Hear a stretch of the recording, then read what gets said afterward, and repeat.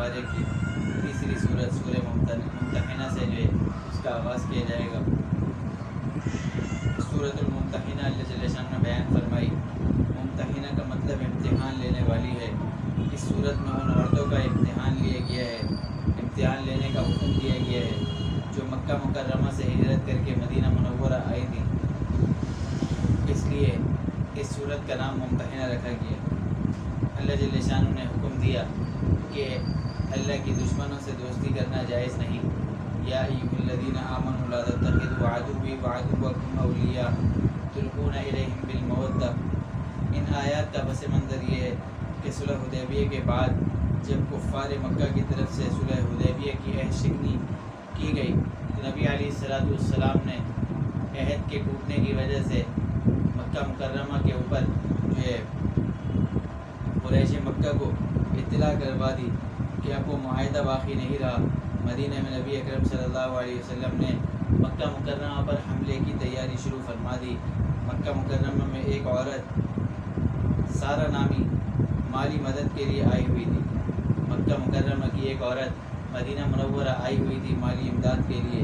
اس کے ذریعے ایک صحابی حضرت حاطب بن بلتع رضی اللہ تعالی عنہ نے اپنے اہل و عیال کی خاطر، جو کہ مکہ مکرمہ کے اندر ان کے اہل و عیال تھے، ان کی خاطر مکہ مکرمہ والوں کو ایک خط بھیجوا دیا کہ رسول اللہ صلی اللہ علیہ وسلم نے مکے کے اوپر حملے کا ارادہ فرما دیا۔ تو اس واقعے کے متعلق یہ آیت نازل ہوئی کہ اے ایمان والو، کفار سے دوستیاں نہ نبھاؤ، کفار میرے اور اپنے دشمنوں کو دوست نہ بناؤ کہ تم ان کو دوستی کے پیغامات بھیجنے لگو، حالانکہ ان لوگوں نے تمہارے دین کو جھٹلایا ہے۔ ان لوگوں نے اللہ کے نبی کو اور مسلمانوں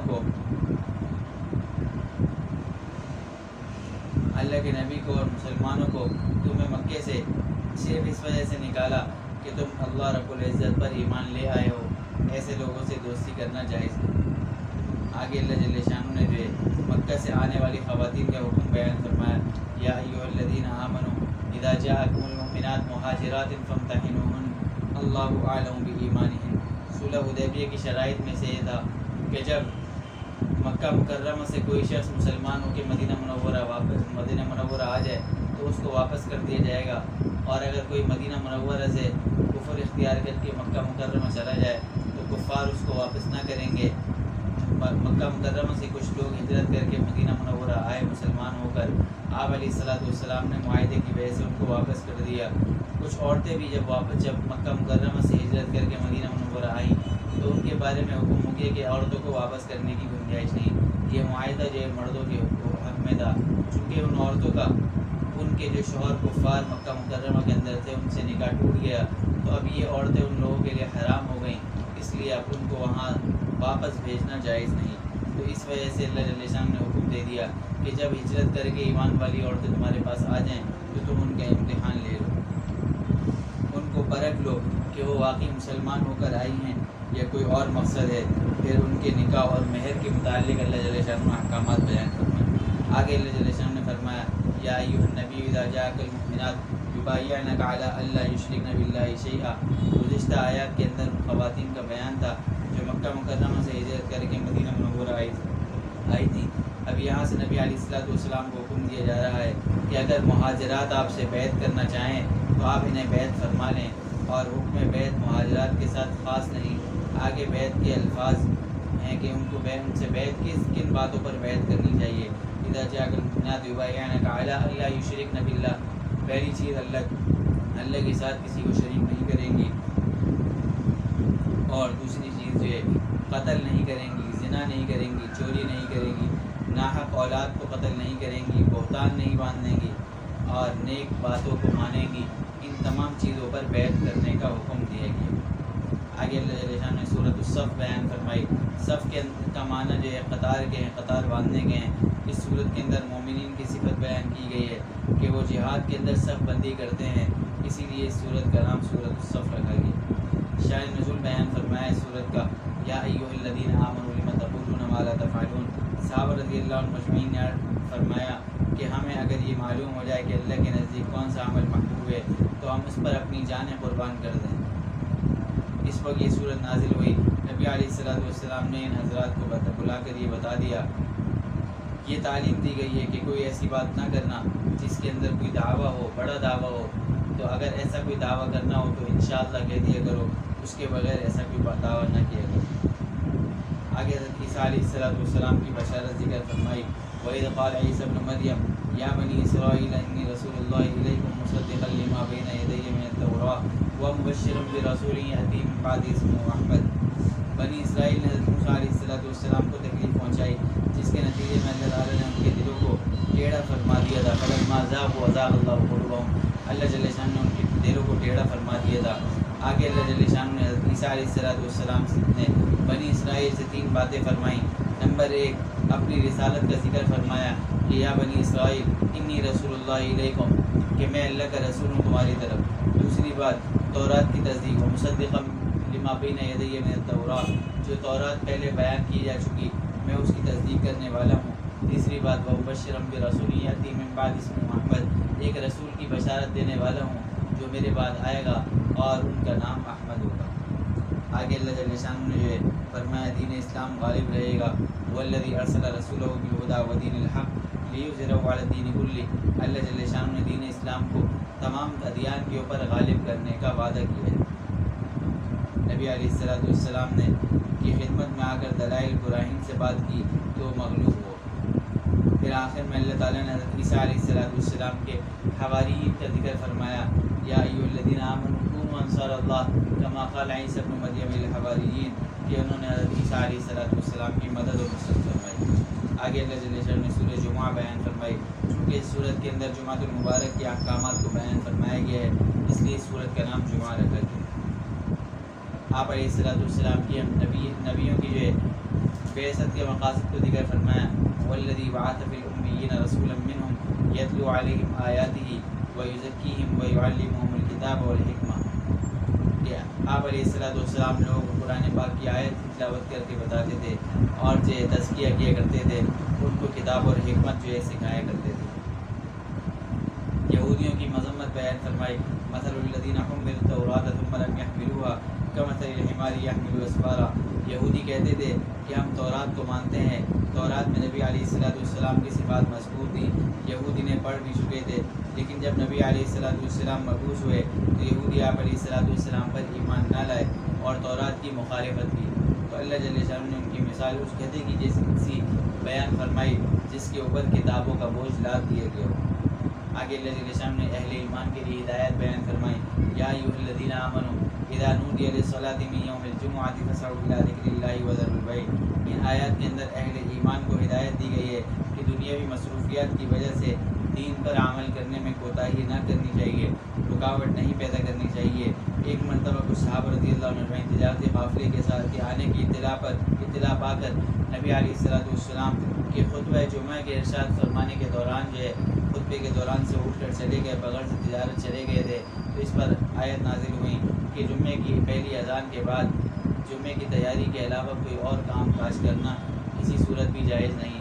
ہاں جب نماز پڑھ لی جائے تو اس کے بعد فاسعوا الی ذکر اللہ وذروا البیع ذلکم خیر لکم ان تعلمون وَإِذَا رَأَوْا تِجَارَةً أَوْ لَهْوًا انفضوا إِلَیْہَا وَتَرَکُوکَ قائما، جب نماز سے فارغ ہو جائیں تو پھر جو اللہ کے فضل کی تلاش کے لیے جانا چاہیے۔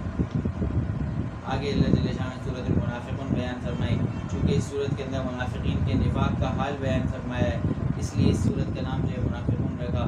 شہادت خداوندی فرمائی، اذا جاءک المنافقون قالوا نشهد انک لرسول اللہ واللہ یشہد انک لرسولہ واللہ یعلم ان المنافقین لکاذبون۔ منافقین کا طریقہ یہ تھا کہ جب نبی علیہ السلام کی خدمت میں آتے تو کہتے ہم دل سے ایمان لے کر آئے، ہم دل سے گواہی دیتے ہیں کہ آپ اللہ کے رسول ہیں، اور جب آپ علیہ السلام کی مجلس سے چلے جاتے تو پھر آپ علیہ السلام کی نبوت کا زبان سے اقرار کرتے اور دل سے آپ علیہ السلام کی نبوت کا انکار کیا کرتے تھے۔ اللہ جل شانہ نے فرمایا کہ اللہ گواہی دیتا ہے کہ یہ جو ہے یہ جھوٹے ہیں، واللہ یشہد ان المنافقین لکاذبون، کہ اللہ جل شانہ گواہی دیتے ہیں کہ بے شک منافقین جھوٹ بول رہے ہیں۔ آگے اللہ جل شانہ نے ایک واقعے کی طرف اشارہ فرمایا، یقولون لئن رجعنا الی المدینہ لیخرجن الاعز من الاذل وللہ العزۃ ولرسولہ وللمؤمنین ولکن المنافقین لا یعلمون۔ عرب کا ایک قبیلہ بن المصطلق تھا، مدینہ منورہ پر حملہ کرنے کی تیاریاں مصروف تھا۔ نبی علیہ السلام صحابہ رضی اللہ عنہ اجمعین کو لے کر خود تشریف لے گئے، انہیں شکست کا سامنا ہوا، اور نبی علیہ السلام نے پھر ایک چشمے کے قریب جو ہے پڑاؤ ڈالا۔ چشمے کے پانی کی وجہ سے پانی کے اوپر ایک مہاجری اور ایک انصاری صحابی میں آپس میں تکرار ہوئی، جس سے بات جو ہے کچھ بڑھ گئی اور آپس میں معاملہ لڑائی جھگڑے تک پہنچ گیا۔ آپ علیہ السلام تک یہ بات پہنچی، آپ نے سمجھایا اور ان کی آپس میں لڑائی جو ہے ختم ہو گئی۔ پھر جب واپسی پر عبداللہ بن ابی منافق کو یہ بات معلوم ہوئی تو اس نے جو ہے کہا کہ مہاجرین کو اتنا سر پہ مت چڑھاؤ کہ وہ جو ہے کہ وہ ہاتھ اٹھانے لگیں۔ پھر اور کہا مدینہ منورہ پہنچ کر عزت والے یعنی منافقین، ان ذلت والے یعنی مہاجرین کو مکے سے نکالیں گے۔ لَيُخْرِجَنَّ الْأَعْزُّ مِنَ الْأَذَلِّ، مدینہ منورہ سے عزت والے منافقین، مہاجرین نعوذ باللہ جو کہ ذلت والے ہیں، ان کو جو ہے مدینہ منورہ سے باہر نکال دیں گے۔ اللہ جل شانہ نے اس واقعے کی خبر حضرت زید بن ارقم رضی اللہ تعالیٰ عنہ نے آپ علیہ السلام کو پہنچا دی۔ آپ علیہ السلام نے عبداللہ بن ابی سے جب تفتیش کی تو اس نے حضرت زید رضی اللہ تعالیٰ عنہ کو جھٹلایا اور کہا کہ یہ جھوٹ بول رہے ہیں۔ اللہ جل شانہ نے وزد یہ وہی مدینہ منورہ پہنچنے سے پہلے جو ہے آپ علیہ السلام کو مطلع فرما دیا۔ فَلِلَّهِ الْعِزَّةُ وَلِرَسُولِهِ وَلَكِنَّ الْمُنَافِقِينَ لَا يَعْلَمُونَ، کہ عزت جو ہے اللہ اور اس کے رسول کے لیے اور مومنین کے لیے ہے، اور منافقین اس بات کو جانتے نہیں۔ آگے اللہ جل شانہ نے سورۃ التغابن ذکر کی۔ سورۃ التغابن کے اندر ہار جیت کے دن کفار کی حسرت کو بیان فرمایا۔ تغابن کا مطلب ہار اور جیت کا دن۔ یوم یجمعکم لیوم الجمع ذلک یوم التغابن، جس دن اللہ تعالیٰ جمع کریں گے، جمع کرنے کے دن لوگوں کو، اور وہ جو ہے ہار اور جیت کا دن ہوگا یعنی قیامت کا دن۔ اہل جنت جنت کے اندر داخل ہو جائیں گے اور اہل جہنم جہنم کے اندر داخل ہو جائیں گے۔ اس وقت کفار جو ہے حسرت کریں گے، کاش ہم بھی دنیا میں اہل جنت کی طرح اعمال کرتے تو ہم بھی ان کے ساتھ جنت کے اندر داخل کر دیے جاتے۔ آگے اللہ جل شانہ نے فرمایا یا ایھا الذین آمنوا ان من ازواجکم واولادکم عدوا لکم فاحذروہم، کہ اے لوگو، اے ایمان والو، بے شک تمہاری بیویاں اور تمہاری اولاد تمہارے دشمن ہیں، یعنی وہ اور بیویاں اور وہ اولاد جو دین کے معاملات کے اندر رکاوٹ کا ذریعہ بنے، وہ تمہارے دشمن ہیں، ان سے بچتے رہو۔ اور وہ لوگ جو دین کے معاملے میں معاون ہیں، ان کے ساتھ جو ہے ان کے لیے حکم نہیں ہے، وہ دشمن نہیں ہے۔ وَإِن تَعْفُوا وَتَصْفَحُوا وَتَغْفِرُوا فَإِنَّ اللَّهَ غَفُورٌ رَحِيمٌ، اگر تم درگزر کر دو، معاف کر دو، تو اللہ جل شانہ بخشنے والے مہربان ہیں۔ آگے اللہ جل شانہ نے سورۃ الطلاق بیان فرمائی۔ اس میں چونکہ طلاق دینے کا طریقہ ذکر فرمایا تو اسی بنا پر اللہ جل شانہ نے اس کی سورت کا نام جو ہے سورۃ طلاق رکھا۔ یا ایھا الذین آمنوا اذا طلقتم النساء فطلقوهن لعدتهن واحصوا العدة واتقوا الله ربكم لا تخرجوهن من بيوتهن، جب مرد اور عورت کا نکاح ہو جائے اور نکاح کے ذریعے رشتہ قائم ہو جائے تو حتی الامکان طلاق نہیں ہونی چاہیے۔ ہاں اگر میاں بیوی میں انبن ہو جائے اور معاملات میں کشیدگی پیدا ہو جائے تو جس کی وجہ سے طلاق کی نوبت آ جائے تو طلاق دینے کا پھر طریقہ سمجھایا کہ طلاق جو ہے نمبر 1 طلاق رجعی دی جائے، طلاق بائن نہ دی جائے۔ اس کی تفصیل جو ہے علماء سے معلوم کر لی۔ اور آگے جو ہے پھر حاملہ اور اس عورت کی عدت کا ذکر فرمایا جس کو حیض نہیں آتا، فرمایا کہ 3 مہینے جو ہے وہ عورت عدت گزارے گی جس کو حیض نہیں آتا ہو، اور جو عورت حاملہ ہو اس کو اگر طلاق مل جائے تو اس کی عدت جو ہے وضع حمل ہے، یعنی جب بچے کو جن دے گی تو اس کی عدت مکمل ہو جائے گی۔ آگے اللہ جل شانہ نے سورۃ التحریم ذکر کی۔ اس میں اللہ جل شانہ نے ایمان والوں کو حکم دیا یا ایھا الذین آمنوا توبوا الی اللہ توبۃ نصوحا، اے ایمان والو توبہ نصوحا کرو، صحیح درست توبہ کرو۔ درست توبہ کا مطلب کیا ہے کہ اگر کوئی اللہ جل شانہ سے گناہ کی معافی مانگ، جو گناہ کیا ہو اس پر جو آدمی ندامت کرے اور جو فرض چھوڑ دیا تھا اس فرض کو جو ہے لوٹا لے اور جو اس کی قضا کر لے، کسی کا مال لیا تھا تو اس کو مال واپس کر دے، کسی سے زیادتی کی تھی تو اس سے معافی مانگ لے، آئندہ گناہ نہ کرنے کا عزم ہو، تو اس کو جو ہے توبہ نصوحہ کہتے ہیں۔ آگے اللہ جل شانہ نے سورۃ الملک 29 و 12 ذکر فرمایا۔ سورۃ ملک کا مطلب بادشاہت ہے، چونکہ اس سورت کے اندر اللہ جل شانہ نے اپنی بادشاہت کو بیان فرمایا، اسی بنا پر اس مناسبت سے اس سورت کا نام سورۃ الملک رکھا ہے۔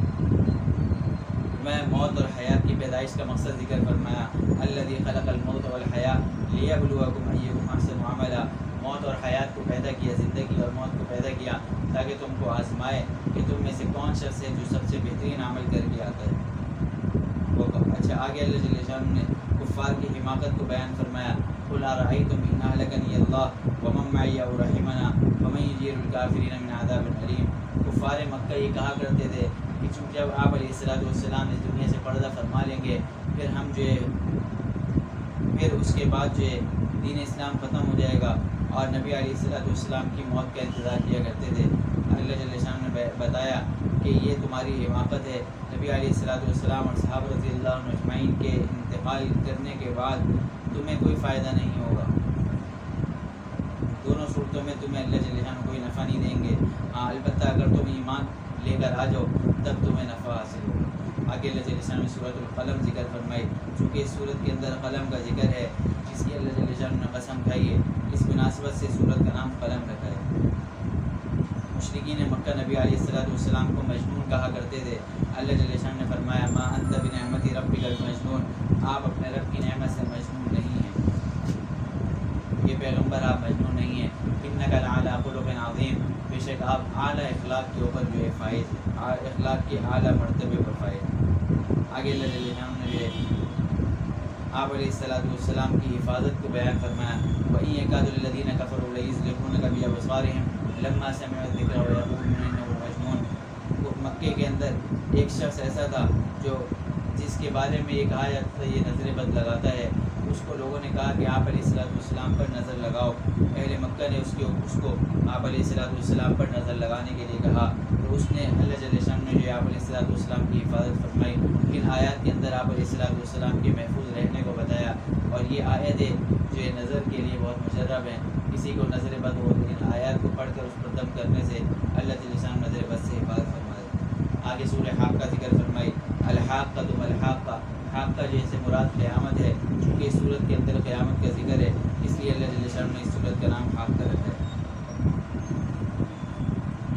فَأَمَّا مَنْ أُوتِيَ كِتَابَهُ بِيَمِينِهِ فَيَقُولُ هَاؤُمُ اقْرَءُوا كِتَابِيَهْ، اہل جنت کو جب نامہ اعمال دائیں ہاتھ میں دیا جائے گا تو وہ لوگوں کو دکھاتے پھریں گے، وہ اقرأوا كِتَابِيَهْ فَيَقُولُ هَاؤُمُ اقْرَءُوا كِتَابِيَهْ، کہ میرا نامہ اعمال پڑھو، دیکھو میں کامیاب ہو گیا، إِنِّي ظَنَنْتُ أَنِّي مُلَاقٍ حِسَابِيَهْ فَهُوَ فِي عِيشَةٍ رَاضِيَةٍ فِي جَنَّةٍ عَالِيَةٍ۔ اللہ جل شانہ نے ان کے انعامات کو ذکر فرمایا، اور جو جن اہل جہنم کو بیان فرمایا، وَأَمَّا مَنْ أُوتِيَ كِتَابَهُ بِشِمَالِهِ فَيَقُولُ يَا لَيْتَنِي لَمْ أُوتَ كِتَابِيَهْ، بائیں ہاتھ میں جب اہل جہنم کو نامہ اعمال دیا جائے گا تو وہ جو ہے پریشان ہوں گے اور کہیں گے ایک کاش ہمیں نامہ اعمال ملتا ہی نہیں۔ آگے اللہ جل شانہ نے سورۃ المعارج ذکر فرمائی، سورۃ المعارج کے معنی چڑھنے کے ہیں، راستے کے ہیں، چونکہ تیسری آیت کے اندر اس سورۃ معارج کا لفظ معارج کا لفظ آتا ہے، اسی مناسبت سے اللہ جل شانہ نے سورت کا نام معارج رکھا۔ اللہ جل شانہ نے فرمایا لیس للکافرین لیس له دافع من اللہ ذی المعارج۔ ان آیات کے اندر نضر بن حارث کی حماقت کو بیان کیا گیا ہے۔ نضر بن حارث نے قرآن کریم کو جھٹلایا اور کہا کہ اگر قرآن کریم کوئی حق ہے تو اللہ کا عذاب جو ہے آسمان سے نازل ہو جائے ہم پر، نعوذ باللہ۔ آپ علیہ السلام جو ہے پر آیت نازل ہو گئی کہ اے نبی آپ ان کو کہہ دیجئے کہ اللہ کی پکڑ بہت سخت ہے، اگر اللہ تعالیٰ نے عذاب نازل کر دیا پھر اس کو عذاب کو روکنے والا کوئی نہیں ہوتا۔ آگے اللہ جل شانہ نے جو ہے اہل جنت کی صفات بیان کی، الا المصلین الذین هم علی صلاتهم قائمون، کہ اہل جنت جو ہے نمازی ہے، نماز پڑھنے والے ہیں اور اپنی نمازوں کے اوپر جو ہے دوام اختیار کرتے ہیں، والذین هم بشہاداتهم قائمون، گواہی درست گواہی دیتے ہیں، والذین هم علی صلاتهم یحافظون، اپنی جو ہے نمازوں کی حفاظت کرتے ہیں۔ آگے اللہ جل شانہ نے سورۃ النور نوح ذکر فرمائی، چونکہ اس سورت کے اندر حضرت نوح علیہ السلام کا تفصیلی واقعہ ذکر فرمایا، انا ارسلنا نوحا الی قومه ان انذر قومک من قبل ان یاتیہم عذاب علیم، بے شک ہم نے نوح علیہ السلام کو ان کے قوم کی طرف بھیجا کہ آپ ڈرائیے اپنی قوم کو۔ حضرت نوح علیہ السلام نے 950 سال دعوت دی، دین کی جو ہے محنت کی، صرف 80 یا 82 لوگ اسلام لے کر آئے۔ آگے جو ہے سورۃ الجن کا بیان فرمایا، سورۃ الجن کے اندر کچھ جنات نبی علیہ السلام کی مبارک زبان سے قرآن پاک سنا تھا۔ اس صورت میں ان جنات کا ذکر ہے، اسی مناسبت سے صورت کا نام جو ہے سورۃ الجن رکھا ہے۔ جنات کے قرآن کریم سننے کا واقعہ ذکر فرمایا، قل اوحی الی انہ استمع نفر من الجن فقالوا انا سمعنا قرآنا عجبا۔ جنات کی ایک جماعت نے جب آپ علیہ السلام سے قرآن پاک سنا تو انہوں نے کہا انا سمعنا قرآن عجبا، ہم نے ایک عجیب کلام اور عجیب قرآن جو ہے سنا ہے۔ پھر انہوں نے اپنی قوم کے اندر جا کر تبلیغ کی اور بہت سے وفد جو ہے مسلمان ہوئے اور وہ جو ہے دین سیکھنے کے لیے آپ علیہ السلام کے پاس آیا کرتے۔ آگے فرمایا عالم الغیب فلا یظہر علی غیبہ احدا، علم غیب جو ہے اللہ تعالیٰ کی ایک خاص صفت ہے جس میں اللہ کے علاوہ کوئی اور شریک نہیں۔ البتہ اپنے پیغمبروں کو اللہ تعالیٰ اپنے پیغمبروں سے جس سے غیب کی خبروں کے لیے پسند کرتا ہے تو اسے بھی غیب کی خبروں پر مطلع کر دیتا ہے۔ آگے سورۃ المزمل کو ذکر فرمایا، مزمل کے معنی چادر میں لپٹے ہوئے کے ہیں۔ آپ علیہ السلام پر جب پہلی وحی نازل ہوئی تو آپ علیہ السلام پر سردی کی وجہ سے کب کبھی طاری ہو گئی، آپ علیہ السلام نے چادر جو ہے اوڑھ لی۔ آپ اللہ جل شانہ نے محبت بھرے انداز کے اندر آپ علیہ السلام کو مخاطب فرمایا، یا ایھا المزمل، اے چادر میں لپٹے ہوئے شخص، قم اللیل الا قلیلا نصفہ او انقص منہ قلیلا۔ شروع اسلام کے اندر تہجد کی نماز فرض تھی، اسی کی فرضیت کو بیان فرمایا، قم اللیل الا قلیلا، رات کے وقت اٹھیے مگر تھوڑا سا۔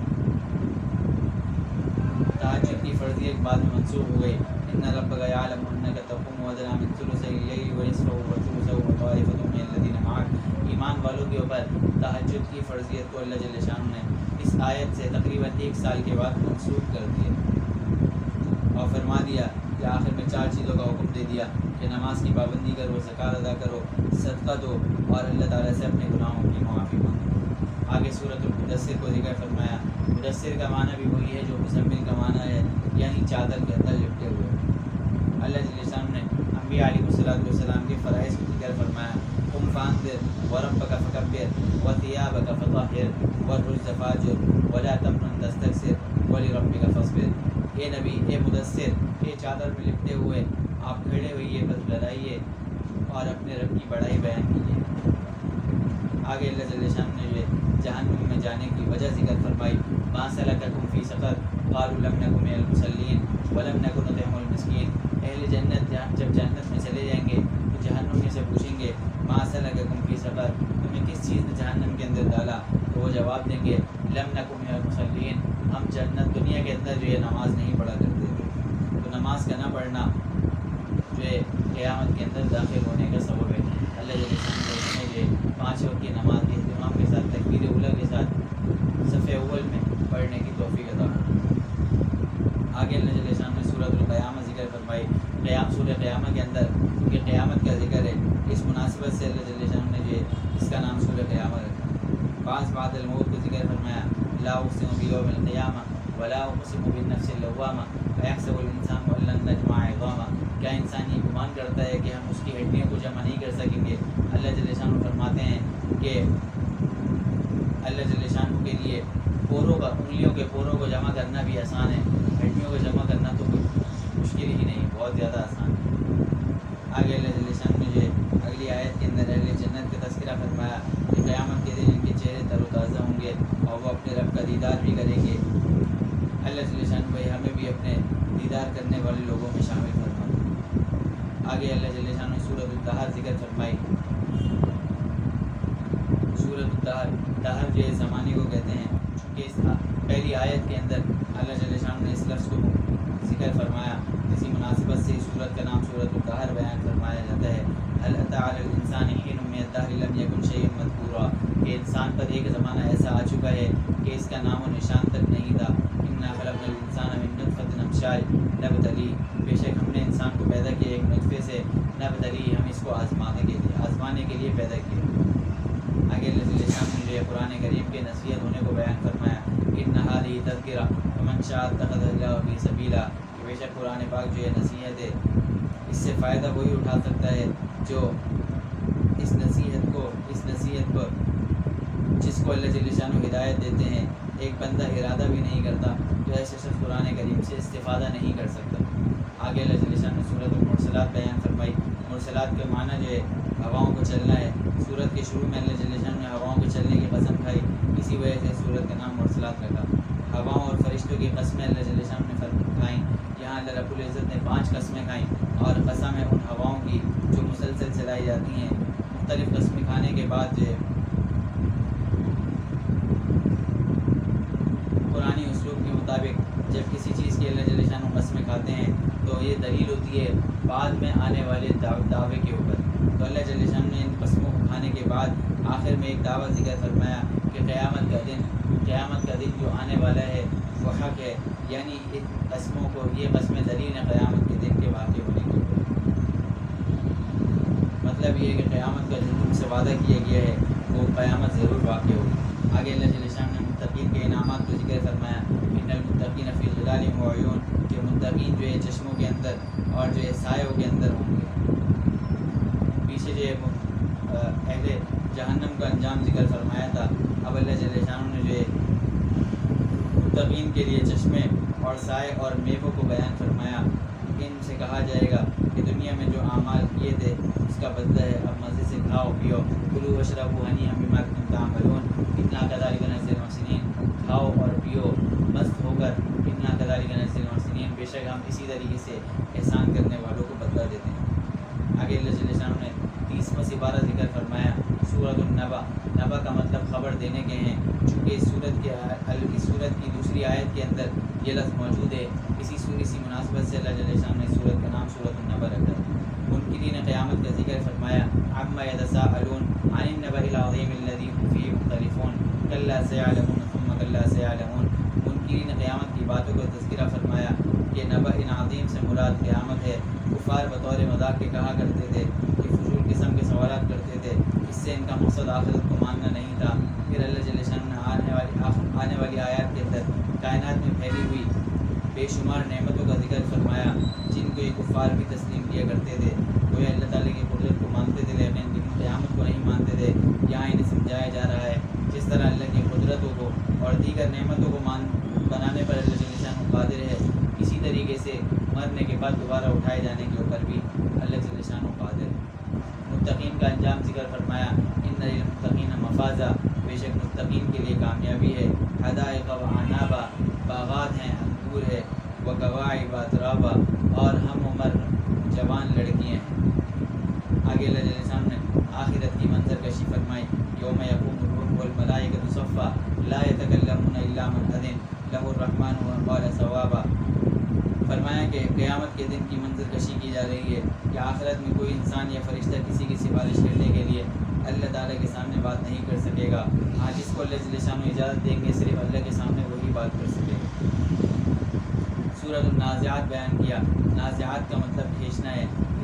اس سورت کے اندر یہ لفظ بیان کیا گیا، اسی مناسبت سے سورت کا نام نازعات رکھا ہے۔ فرشتوں کی قسمیں کھائیں، والنازعات غرقا والناشطات نشطا والسابحات سبحا۔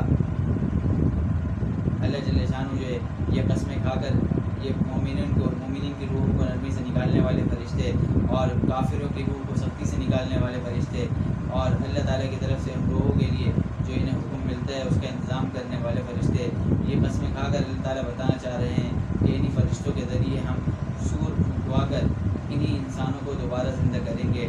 ہمارے لیے یہ کام کوئی مشکل نہیں ہے۔ حضرت موسیٰ علیہ السلام کا قصہ ذکر فرمایا، هل أتاك حديث موسى إذ ناداه ربه بالواد المقدس طوى اذهب إلى فرعون إنه طغى۔ اللہ جل شانہ نے موسیٰ علیہ السلام کو نبوت عطا کر کے فرمایا کہ فرعون کے پاس جائیے، وہ سرکش ہو چکا ہے۔ فرعون جو ہے نشانیاں دیکھ کر نہ مانا، مقابلے پر اتر آیا اور اپنے بارے میں کہا کہ میں تمہارا انا ربکم الاعلیٰ، میں تمہارا جو ہے اعلیٰ درجے کا رب ہوں۔ اللہ تعالیٰ نے دنیا کے اندر غرق ہونے کی صورت میں عذاب دیا اور آخرت میں جہنم کی آگ دی۔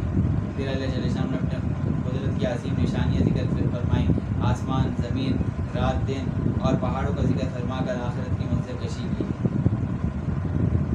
آگے جو ہے سورہ عبس کو ذکر فرمایا، عبس کا معنی جو ہے پرشروع ہونا، ناخوش ہونا ہے۔ اس آیت کے اندر چونکہ اللہ جل شانہ نے اس لفظ کو ذکر فرمایا عبس و تولی، اس مناسبت سے اس سورت کو جو ہے سورہ عبس کہا جاتا ہے۔ اس کا واقعہ یہ ہوا کہ آپ علیہ السلام ایک مرتبہ کفار قریش کو جو ہے دعوت دینے کے اندر تبلیغ کرنے میں مصروف تھے۔ حضرت عبداللہ بن ام مکتوم رضی اللہ تعالیٰ عنہ جو نابینا صحابی تھے، اور وہ آپ علیہ السلام کی خدمت میں تشریف لائے اور آپ علیہ السلام سے کچھ سیکھنے کی درخواست کی۔ نابینا ہونے کی وجہ سے ان کو اندازہ نہیں ہوا کہ آپ علیہ السلام یہاں قریش مکہ کے سرداروں کے ساتھ بیٹھے ہوئے ہیں۔ آپ علیہ السلام ان کی اس فعل کی وجہ سے دور شروع ہوئے، آپ علیہ السلام کو ناگوار ہوا۔ اللہ جل شانہ نے جو آیت نازل فرمائی، دور شروع ہوئے اور منہ موڑا اس بات سے کہ ایک نابینا آپ کے پاس آ گیا۔ اللہ جل شانہ نے آپ علیہ السلام کی کہ آپ علیہ السلام کو تنبیہ کی کہ جو نابینا طلب لے کر آیا ہے، آپ کو چاہیے کہ آپ اس کی طلب کو پورا کریں۔ فَإِذَا جَاءَتِ الصَّاخَّةُ يَوْمَ يَفِرُّ الْمَرْءُ مِنْ أَخِيهِ، قیامت کی منظر کشی فرمائی ہے کہ قیامت کا دن ایسا ہولناک دن ہے جس دن آدمی اپنے من اخی اپنے بھائی سے بھاگے گا، وَأُمِّهِ وَأَبِيهِ اپنی ماں سے، اپنے باپ سے، وَصَاحِبَتِهِ وَبَنِيهِ اپنی بیوی سے، حتیٰ کہ اپنی اولاد سے بھی بھاگے گا اور اپنی اولاد کے بھی کام نہیں آئے گا۔ آگے اللہ جل شانہ نے سورۃ التکویر ذکر فرمائی۔ تکویر کا معنی لپیٹنا ہے۔ جب قیامت ہوگی تو سورج جو ہے لپیٹ دیا جائے گا، اسی کو بیان فرمایا۔ اذا الشمس کوورت، جب سورج جو ہے لپیٹ دیا جائے گا، یعنی بے نور ہو جائے گا۔ اللہ جل شانہ نے حضرت جبرائیل علیہ السلام کا ذکر فرمایا۔ نبی علیہ السلام کے پاس قرآن پاک کی وحی لایا کرتے تھے۔ آگے نبی علیہ السلام کے متعلق فرمایا کہ انہیں جو غیب کی باتیں اللہ کی طرف سے بتائی جاتی ہیں، وہ کاہنوں کی طرح اس کے بتانے میں نہ تو مخل کام لیتے ہیں اور نہ ان کے بتانے پر پیسے لیتے ہیں۔ قرآن کریم تو ہے ہی لوگوں کے لیے نصیحت، لیکن اس سے فائدہ وہ اٹھاتے ہیں جنہیں اللہ تعالیٰ فائدہ اٹھانے کی توفیق دیتے ہیں۔ سورۃ الانفطار کو ذکر فرمایا۔ انفطار کے معنی جو ہے، چونکہ اس سورت کے اندر بھی آخرت کی منظر کشی ہے، انفطار کے معنی پھٹنے کے ہیں، جب آسمان جو ہے پھٹ جائے گا۔ اذا السماء انفطرت واذا الكواكب انتثرت، جب آسمان پھٹ جائے گا اور جب ستارے جو ہے ٹوٹ کر گر پڑیں گے۔ اللہ تعالیٰ نے کرام کاتبین کا ذکر فرمایا کہ ان کی ذمہ داری ہے کہ انسان دنیا میں جو بھی اعمال کرے، اچھے یا برے، وہ انہیں لکھیں، ان کے نامہ اعمال میں لکھیں، تاکہ قیامت کے دن ہر انسان اپنے نامہ اعمال کو خود دیکھے اور پڑھ لے، اور پھر اس کے متعلق فیصلہ جنت یا جہنم کا کیا جائے۔ اس سے ہمیں یہ سبق مل رہا ہے کہ دنیا میں رہتے ہوئے اپنے اقوال اور افعال اور اعمال کو تول کر کرنا چاہیے کہ ہمارا ہر قول اور ہر فعل اور ہر عمل جو ہے لکھا اور محفوظ کیا جا رہا ہے۔ اللہ جل شانہ بھائی پڑھنے سننے سے زیادہ ہمیں عمل کی توفیق عطا فرمائے۔ الحمدللہ ہمارا جو ہے 300 سپارے کا ایک پاؤ ہو گیا، کل جو ہے 3 پاؤ ہمارا جو ہے